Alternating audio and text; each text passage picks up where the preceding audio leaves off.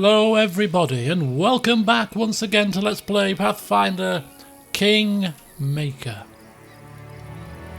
In the last session, which was a stream, well, let's just say things didn't go 100% according to plan. Dice rolls from hell caused us no end of problems, hence why you can see we're a bit battered and a bit bruised.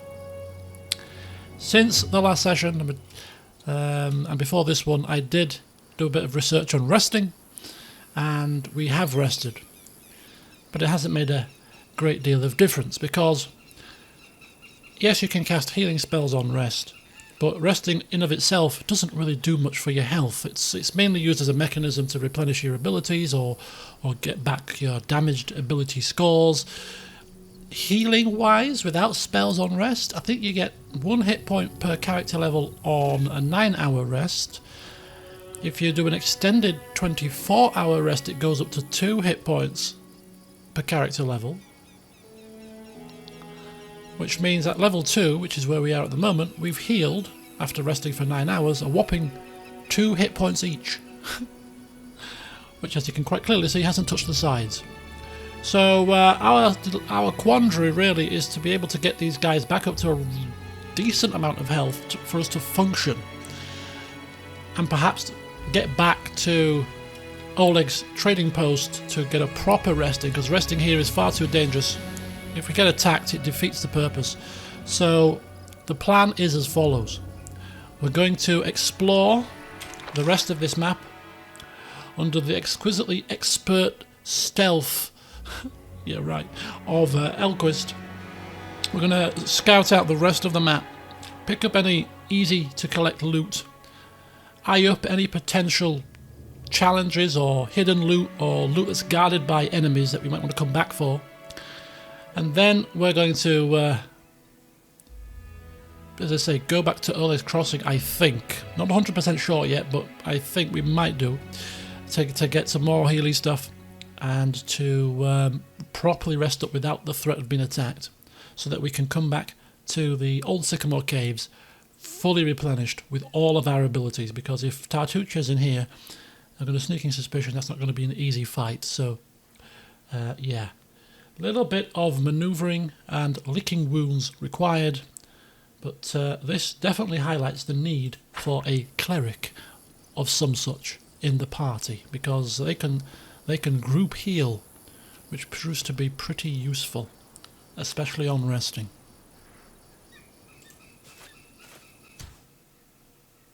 In due time. With the party still licking their wounds after recent events in the idyllic Old Sycamore countryside, yeah right, Elquist decides to head out to scout the rest of the region. There's been murmurings in the group about his competence in the shady arts, with evidence of picks breaking in locks and fumbling of traps, all of which have not left a good impression about the Green Gold Menace. Given the various injuries to his companions, scouting and securing safe passage through the rest of the region is paramount, and Elquist is best placed to ensure any further unpleasant surprises are kept to a minimum. He heads due east, where he encounters a large plant-like hulking mound apparently patrolling near to a body of a woman, fouled beyond recognition, and whose fingers are clamped tight around a torn leather leash. Within a nearby backpack is a journal, giving an indication to what this great creature is.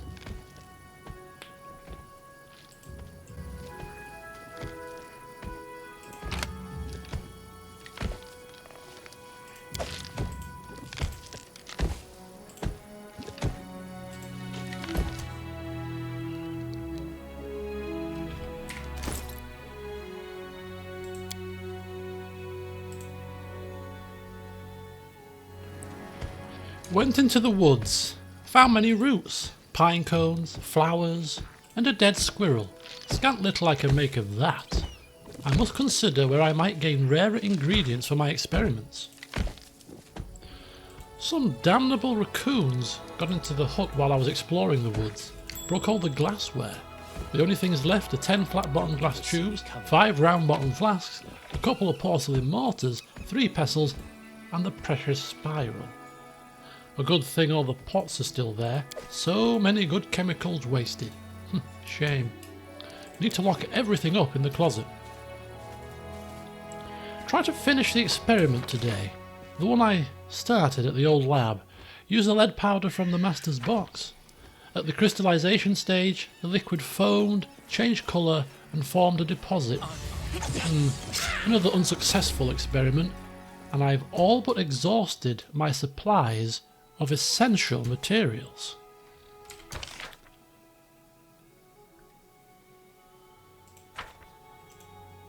Caught a raccoon with a snare trap.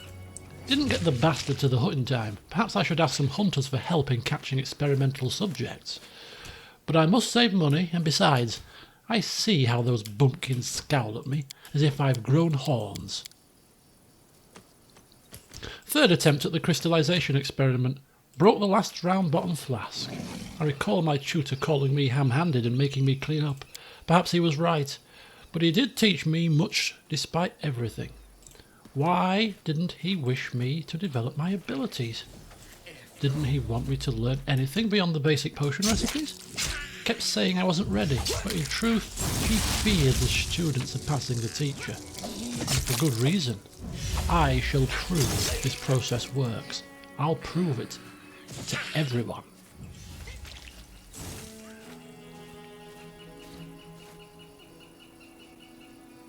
In the northwest corner of the area is an abandoned camp. Well, not particularly abandoned, as the occupants were still present. Only they were dead. Elquist tries to discern the source of the demise of the several bodies littering the vicinity, but he is unable to do so. After a further inspection of the camp, Elquist determines that there's enough supplies for he and his team to rest for the night, without using their own precious supplies. Too good an opportunity to pass up. It is finished. In an area teeming with wolves, thylacine and kobolds, not to mention the mites, anything could have caused the downfall of these unlucky fools. As long as he ensures someone remains on watch at all times, they should be fine to rest here. Shouldn't they? Whilst Elquist ponders this and continues to make his way through the Old Sycamore region, it's back to the lab journal.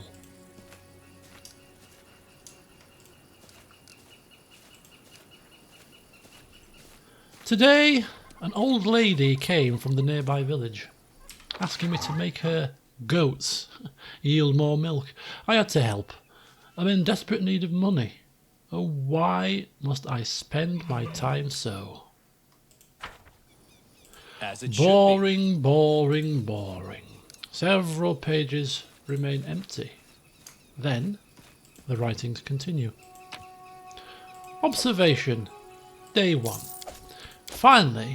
I finally got a chance I can't miss. I found a dying elf in the woods. She was barely breathing and ants were swarming all over her. Who is she? What happened to her? It matters not. This is the opportunity I've been waiting for. With great effort, I managed to drag her to the hut, remove her clothes and hide her behind the bags in the corner. Enough wasting my talents on trifles. It's time for action.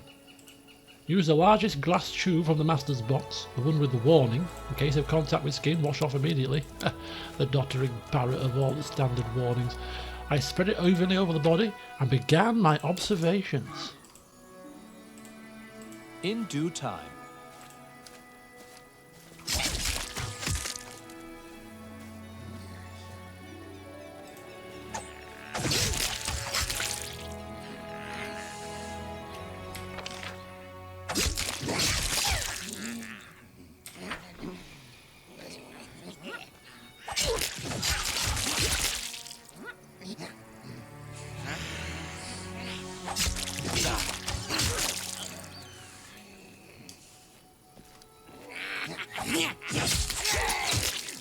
All according to plan.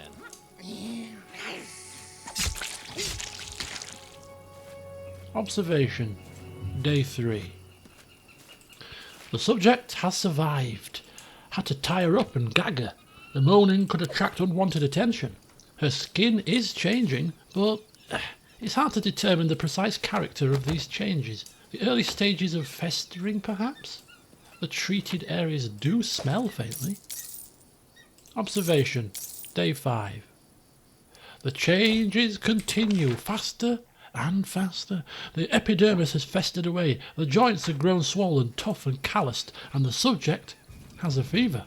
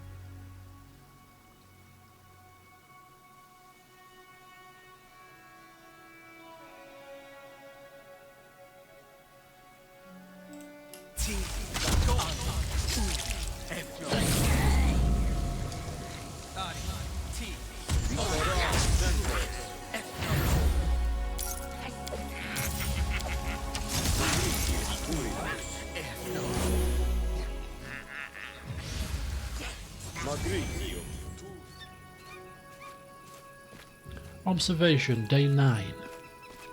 Over the past few days, the subject's legs became covered with mildew and moss.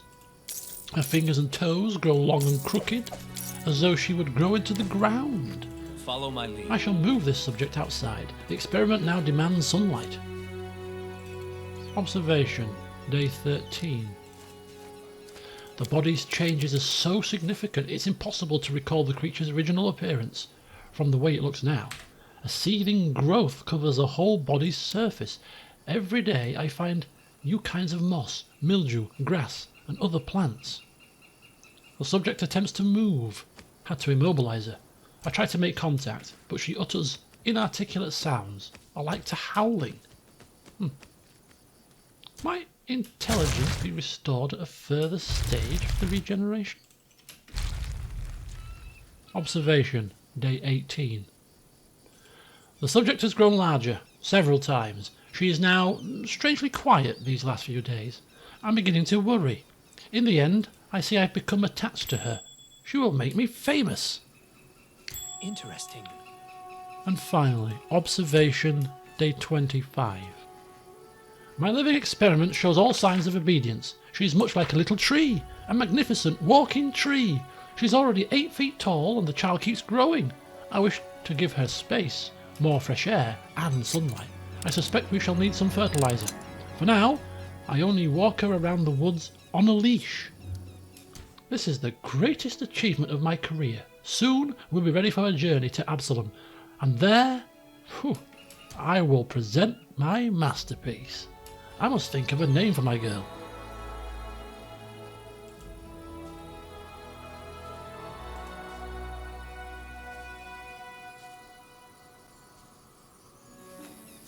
Okay, so we've had a bit of a recce of the map. Obviously there's a camp up here where we could rest for free. Could do somebody's law nature check to figure out how they've died up here. Some kind of horrible entangled pit with giant centipedes around it. That doesn't look too promising. And of course, there's this area here.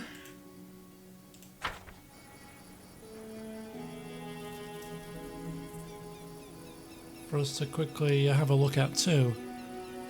But before we press on with that, what we're actually going to do is we'll have a go at healing ourselves a little bit. So we're going to use And Lindsay was called for. 2 of Lindsay's potions, or spells. One on herself. Yes. One on Donfair. Yes. And then these guys going to have to pop a couple of potions. Now, we have a potion of cure moderate wounds, which we might as well use and just no point of hoarding them. So, Valerie popping that one. which the dice roll didn't go too marvellously there. It's 2d8s and we healed how much? Not enough, I think. That's a shame. Pop another one of these. It's not ideal. And we'll use 1 and 2. Dice rolls are not on.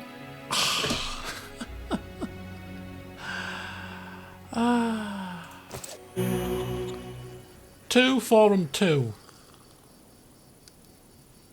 And Valerie healed 7 and 3. 7 on 2d8s, I mean that's not particularly marvellous.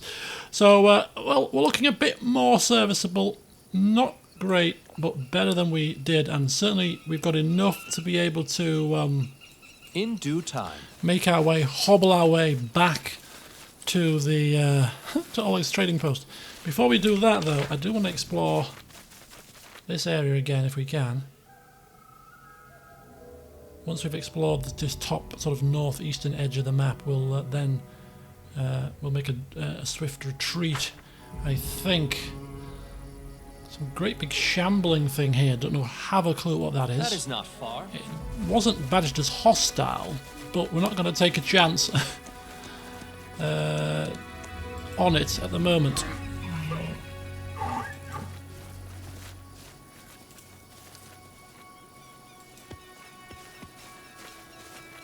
Oh yes, this is where we found the wolves, wasn't it? Ah, this is maybe why we haven't explored this area.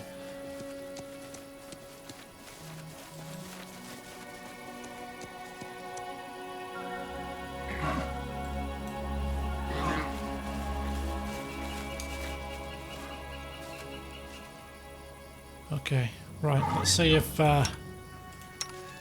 Elquist can do his stealthy stuff again. Yeah, they're right in the middle. I thought they're guarding something.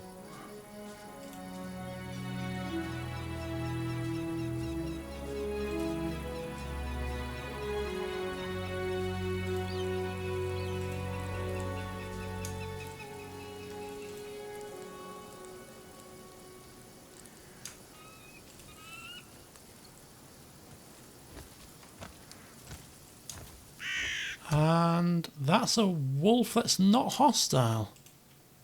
A named wolf. Rather interestingly. Again, we're not exactly in the best of positions to deal with that. I mean, we're not horrendous at the moment, are we? What level are these? Level 2, 13 hit points. We can probably deal with these. Do we deal with these now? I think we can. I don't think we've got to run. It's just it's the cave that's the issue, isn't it? It's the cave that's going to cause us the most grief. So yeah. We'll have a look at this actually while we're here.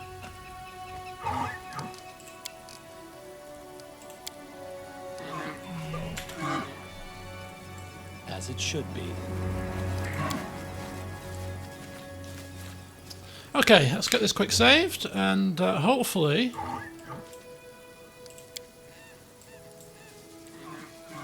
we will not live to regret this decision. Oh, it's either that or giant centipedes. One or the other.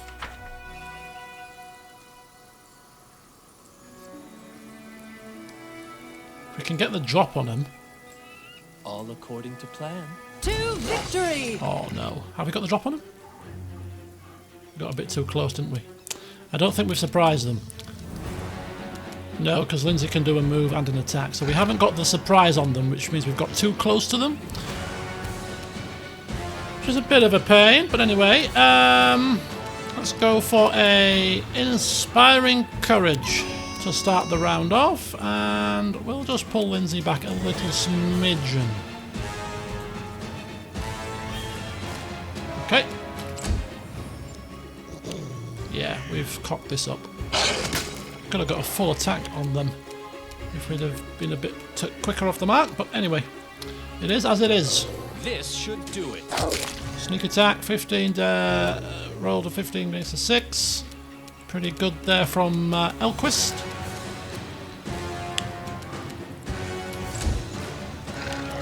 Valerie doing what Valerie does best, and that's just keeping them at bay, hopefully, because Amiri can't really afford to take too much damage here. So if they all attack Valerie, that'll be fine with me, because they're going to have a hard time hitting her. And they are doing that, which is perfect. Right, Don Fear. He can't be dazed. Gotta remember to put something on. An auto attack option.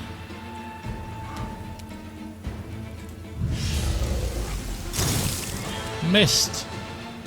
Bloody hell. Let's roll a blooming 8. Get a grip, man. Okay, Yamiri.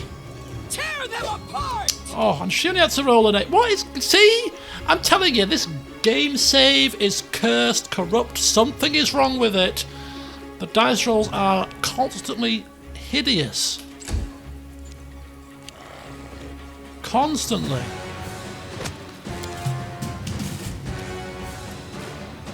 Right. Okay, she can... I think we just need to shoot them, to be honest with you. I know we're shooting into combat, which isn't great, but they're not that deadly. And if they're attacking her, they need to roll a 20 to hit her, so we're quite comfortable with this so far. Again, only have to roll an 8 and we're 3.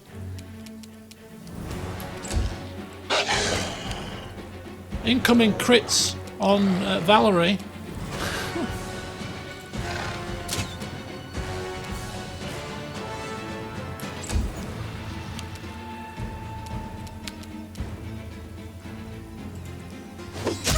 Okay, nice. Finally, a hit. Right, there we go. That on self? That's a friendly creature. Oh my god, a 3 again. It should be a greater than 50% chance to hit. Mary. Nice.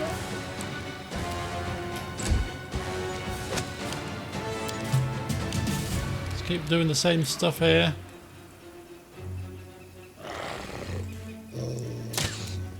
Oh, a 2. Okay, who's better? We roll a 4. A calculated risk. A 3. This is beyond a joke. A 2.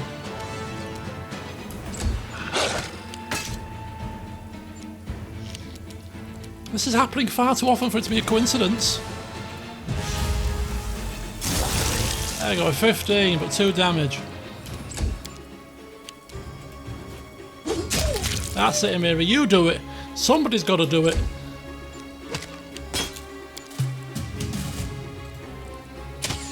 There we go, a 19 with a critical hit. 5. Let us strike at once! Holy flipping cow. I wrote it like I saw it. As I said, it seems to be happening far too often for it to be a coincidence.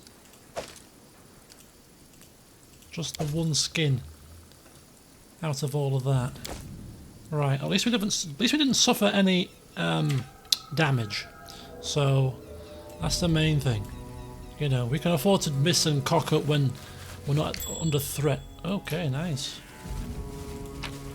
Ooh, gotta collect them all. So, who are these wolves, and why does one of them have a name? I hope this is not a fight.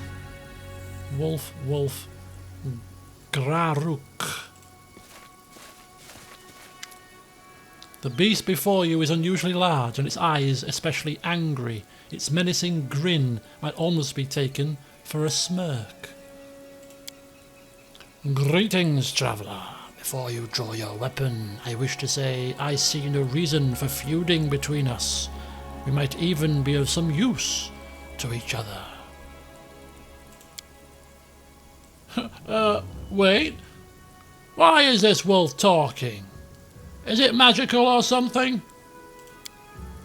I am the wolf female. I am a warg.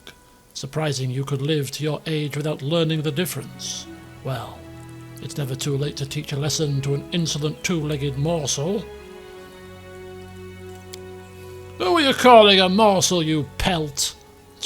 Amiri, calm down. Who exactly are you? You may call me Graruk. I've lived here far longer than the rulers of these foolish tribes. I have seen much and eaten many. Ah, yes. Speaking of these tribes, what exactly do you know of the war between the kobolds and the mites? Only that my pack enjoys it. Of course, I only eat fresh meat. Okay, you say we could be useful to each other. And how? Bring me someone delicious. 3 or 4 bodies will be enough. And I, as a sign of gratitude, will tell you where an old traveller buried his chest. An old traveller? A very old, lean and flavourless traveller.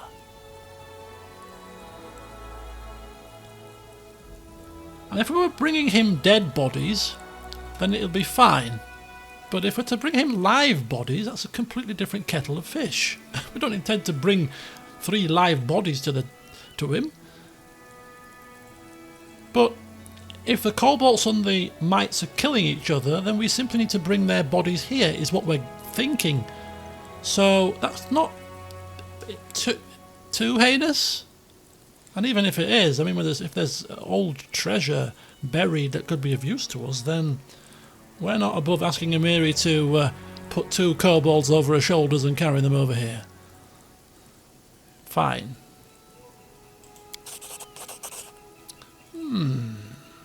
Deal. I'll await your return.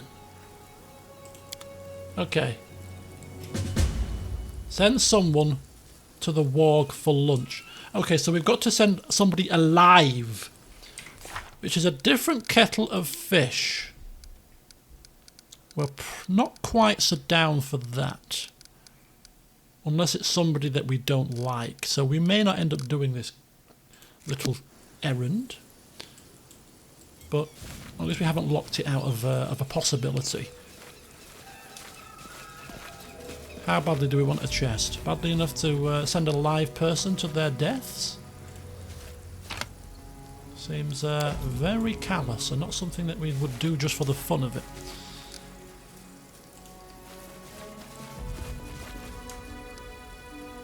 Right then, so that's the warg's den, the wolf's den, not quite the lion's den, but right. What we're just going to also do now, very quickly, whilst we're here. In due time. Is we're going to go to that camp where we to see if somebody can pass a law nature check on that one. I mean, there's a couple of wolves here. We don't want Follow my lead. necessarily to. I mean, we can kill them quite easily, as we've just figured out. But if we can spare them. There's no need to be chopping everything to death here. That is not far.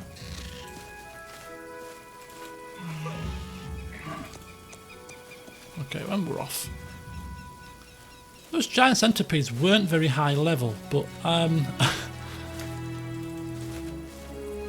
it's just the entangle trap. That's the issue.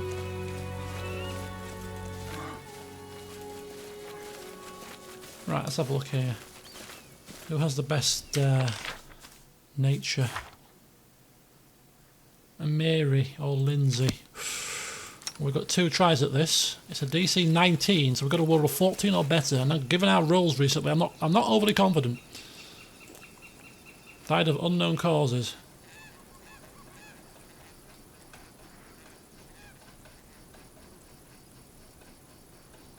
La la la la. La la la la la la la. Right, there we go. She obviously failed her check. What troubles you? And Mary?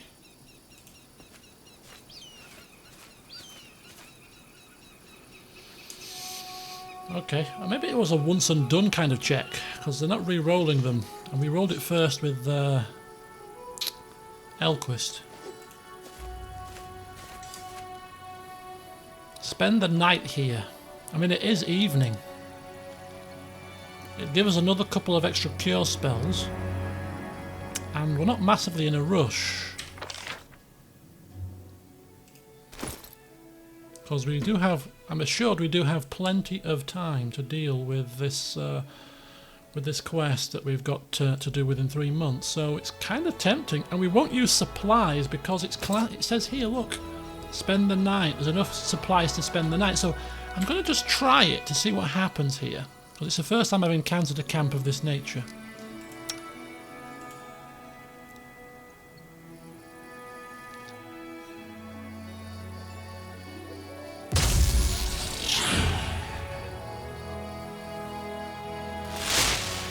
Your fear tastes so delicious, says a spinning wisp. We have...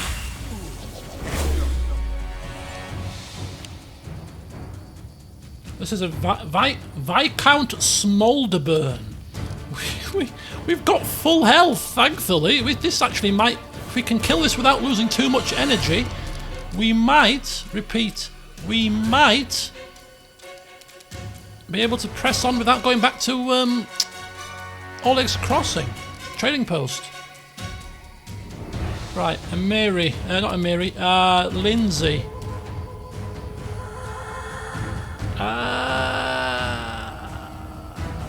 It does look pretty nasty.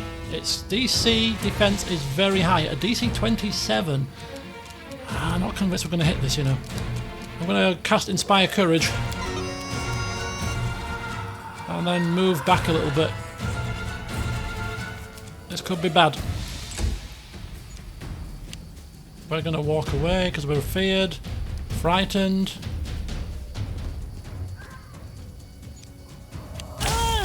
Oh! Attack of opportunity. Not what we want. Oh, okay.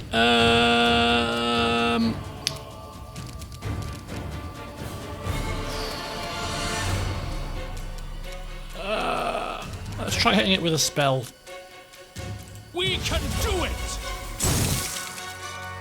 Oh wow, we have to roll a 20 to hit it. This is not good. This is not good. We could have made a mistake here. Can we run from a fight? Can we like flee?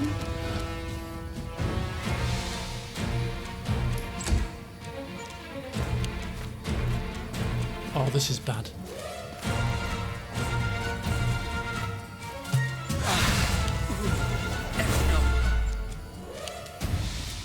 What's it doing?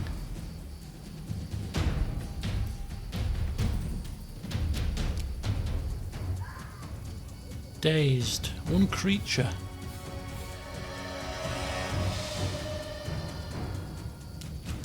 Okay, let's try it.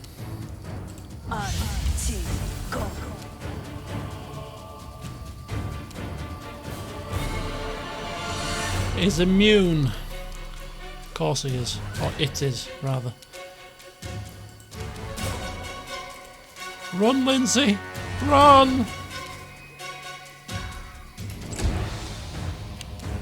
Oh, we're getting attacked with Elquist. This will hurt. Gotta roll a 20 to hit it. This is not happening. Look at his the defences are just far too high. She'll never hit it because she's the worst one to hit. If we had Magic Missile, we could probably hit it. We do. There's only one scroll. We're going to touch the sides. 5 damage. Not actually a bad attack that, but Mary?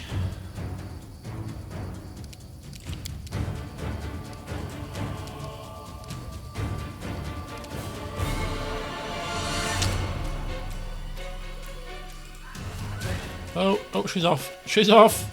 We tried to move and she's off again.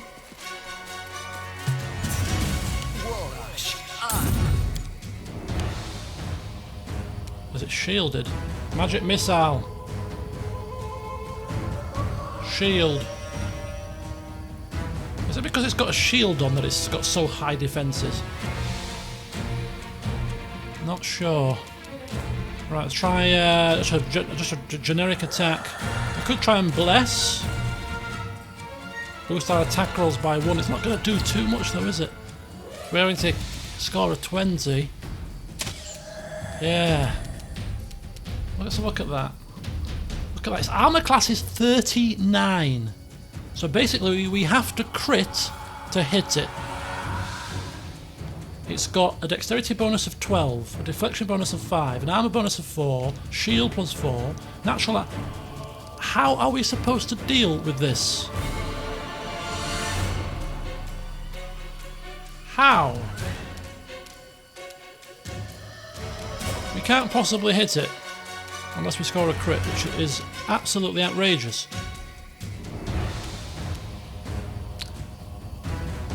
Once we've lost the frightened effect, what I'm going to try to do is see if we can flee. I don't know if we can in this game, but I'm going to try it. So we'll just power through these whilst we can.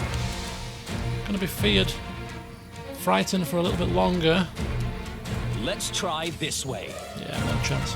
Absolutely no chance. We will run off though. Oh, bloody hell. Okay, a couple more rounds and we're done. Couple more rounds and we are done. That's it. Don't fear.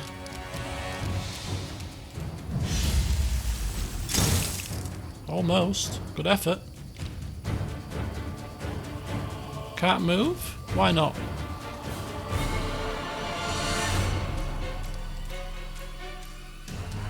Standard action. Why can't we do a movement?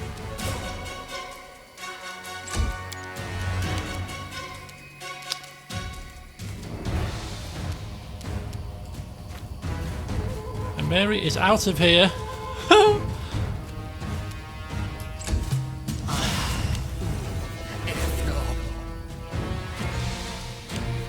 Oh, he's cast it on everybody again. Oh, God.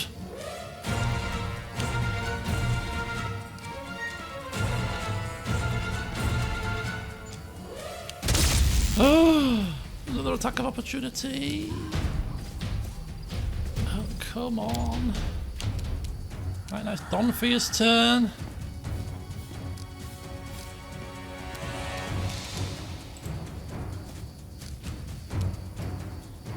We could be here all night. Do you know what I'm going to do? Take it all out.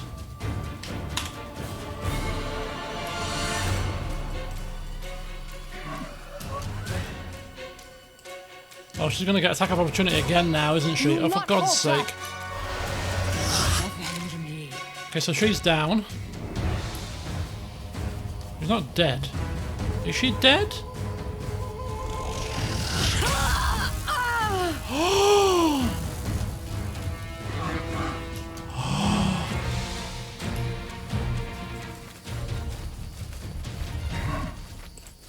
Okay, so you can flee, apparently. And she's on death's door. Otherwise that would have been game over. Death's door. This condition can be removed by visiting a healer at the capital or by greater restoration. Wow. Wow. Oh my God. The trauma continues. Viscount Smolderburn. What a horrible thing. Oh, I can't believe it. Now Valerie is One death away from being permanently dead. In due time. Got to get her off death's door somehow.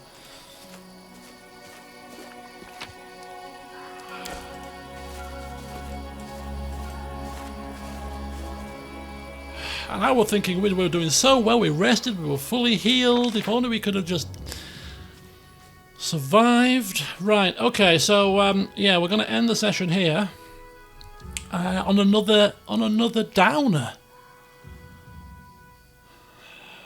On an absolute, another bloody downer. But we're going to obviously heal her. We've got a couple of heal spells available. We're in the same bloody boat as before. 10.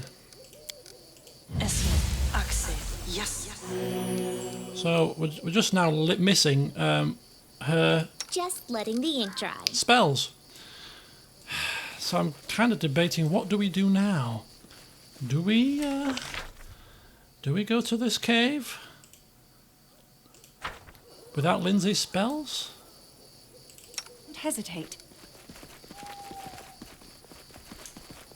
I think we can afford to. Hang on. Don't go this way. No. Stop.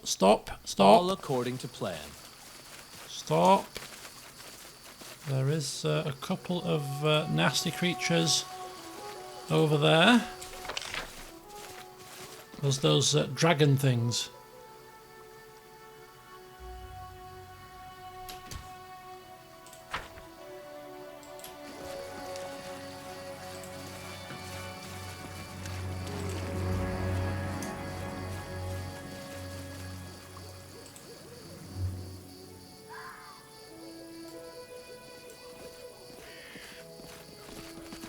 Right, so here we are.